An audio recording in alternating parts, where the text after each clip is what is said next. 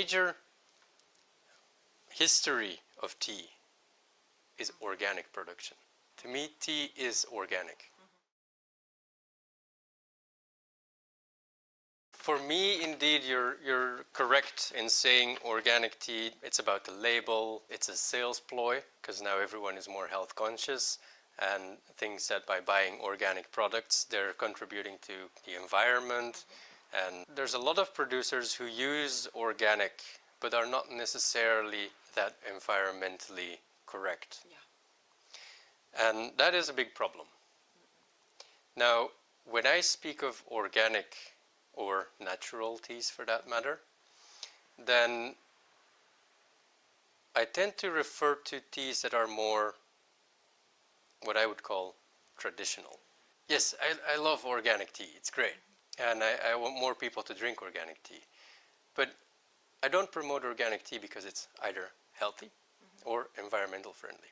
What I care about is that tea that people 100 years ago drank was organic. The major history of tea is organic production. To me, tea is organic. And not in the way that labels say, this is what organic is. I mean, the Just label in Japan has a positive list of chemicals that you can use. Where's the organic in that? I know a lot of producers that say I don't want to have anything to do with the Just label. The producers that say I don't want to have anything to do with it produce tea without anything. Not even fertilizer, not even organic fertilizer. They produce their tea in an absolutely natural way. And they're proud of that. But there's no label to certify that. And I don't feel that there's a need for a label to certify that. And there's a tendency, Japan produces green tea. That's the industrial story. But then you have artisan tea producers who like experiment with their kamairi-cha and they make sencha. But they also have, they produce their tea in a natural way, in an organic way. And organic or natural are not really terms that sell in Japan. The public is not as aware of the necessity for organic products as Europe is. And so they have difficulty selling their products. And so they have to look for their consumers directly. Right. They can't use the tea industry, they can't use the tea markets, they just have to bring their teas.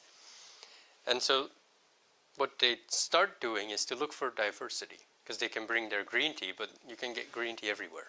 If we have to look for our consumers directly, we should bring something different. Oolong, black teas, and that's where it began.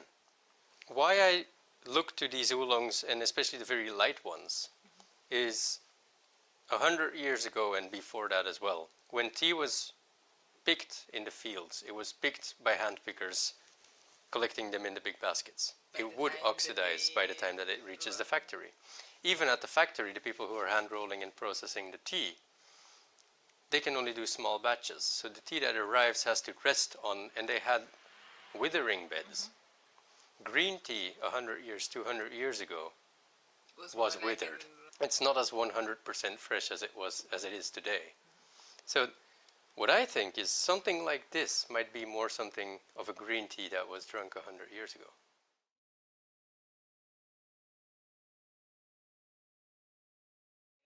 Yes, what I initially wanted to answer, instead of asking you that question back, was neither. I don't feel a foreigner. I don't feel that I'm integrated. Why should I feel like any? Maybe I feel us both. I'm going to expand on that. I never felt Belgian in Belgium when I grew up. I just wanted to be me. And in Japan, I am me.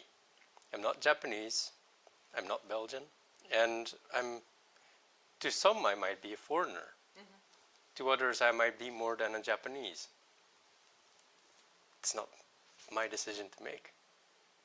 I absolutely feel at home here. I do the things that I love and the things that I want to do. I live a happy life, and I don't feel that I need anything different or that needs to put me in certain boxes.